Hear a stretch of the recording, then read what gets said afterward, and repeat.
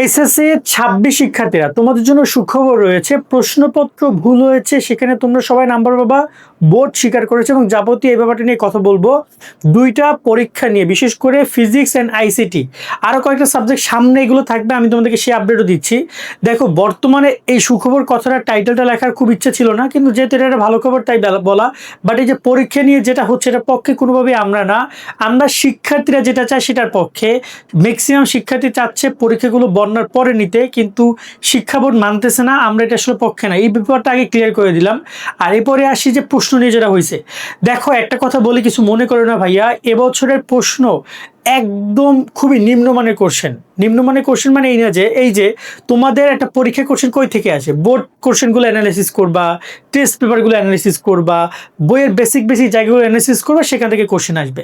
এবছর কোশ্চেন আসতেছে ভুলভাল, একে আসতেছে ভুল, সেটা বোর্ড স্বীকার করতেছে, সেটা একটা আলাদা ব্যাপার। দুই হচ্ছে যে সেই কোশ্চেনগুলো এমন কোনাকানা থেকে দিচ্ছে যেখানে শিক্ষার্থীরা অনেকে ধরতে পারতেছে না। এই কোশ্চেন মূলত টপারদের জন্য। এখন সব তো টপার না, সবাই তো টপার না, সবাই তো টপ করার জন্য এ প্লাস পাইতে চায় না।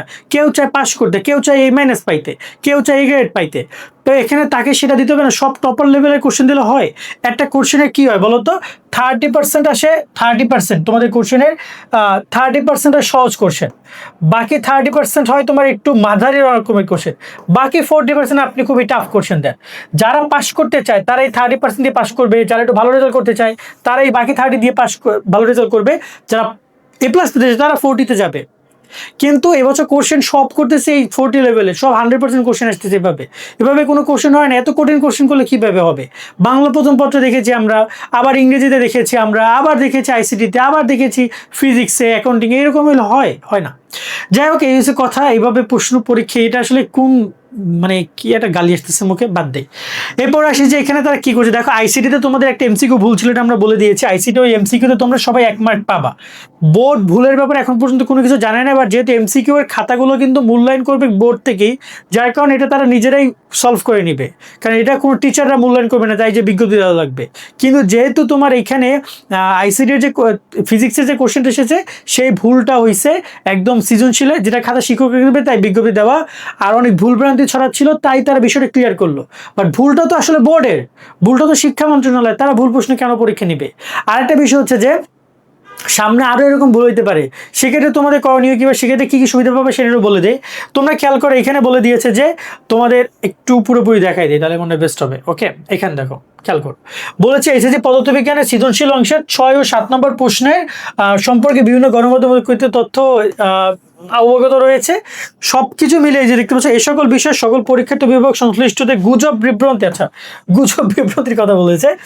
এই যে দেখো, এখানে খেয়াল করো, বলছে পর্যালোচনা যদি সংশ্লিষ্ট কোনো প্রশ্নের ত্রুটি বা অসঙ্গতিপূর্ণ প্রমাণিত হয়, তবে প্রচলিত পরীক্ষা মূল্যায়ন নীতিমালা অনুযায়ী পরীক্ষার্থীদের স্বার্থ সম্পূর্ণভাবে সংরক্ষণ করা হবে এবং তারা কোনোভাবেই ক্ষতিগ্রস্ত হবে না, সে লক্ষ্যে প্রয়োজনীয় ব্যবস্থা গ্রহণ করা হবে। প্রয়োজন সংশ্লিষ্ট প্রশ্নের জন্য পরীক্ষার্থীরা পূর্ণ নম্বর প্রদান করা হবে।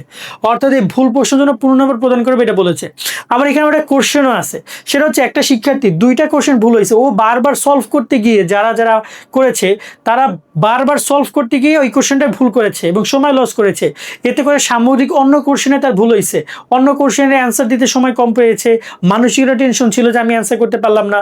বিশেষ করে সায়েন্সের অনেক স্টুডেন্ট টার্গেটই রাখে প্লাস, ওদের অনেক সমস্যা হচ্ছে, ওরা অনেক কনফিউশনের মধ্যে ছিল।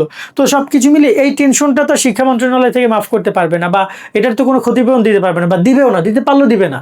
তারা হয়তো এই নাম্বারটা তোমাদেরকে দিবে, এবং সামনে নেক্সটে আরও যে সকল বিষয় এরকম কাহিনীগুলো ঘটবে, সেখানেও যদি এটা তোমরা নিয়ে যদি কথা বলো, আমাদেরকে জানাও বা টিচারদেরকে জানাও, বা এটা নিয়ে ফেসবুকে কথা বলো, গণমাধ্যমে কথা বলো, তাহলে তাদের চোখে বলে তারা ওটা সমাধান করে দিবে।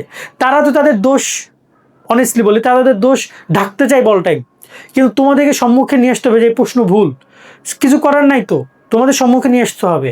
তাহলেই তোমরা এটার উচিত যে একদম পুরস্কার, সেটা তোমরা পাবা, না তো পাবা না। আজকের মতো আশা করি বুঝতে পারছি, এবং তোমাদের ফিজিক্স এবং আইসিটির নাম্বারগুলো তোমরা পাবো ইনশাল্লাহ। টেনশন মুক্ত থাকো, সকল অনেক অনেক ভালো থাকবা। আল্লাহ হাফেজ।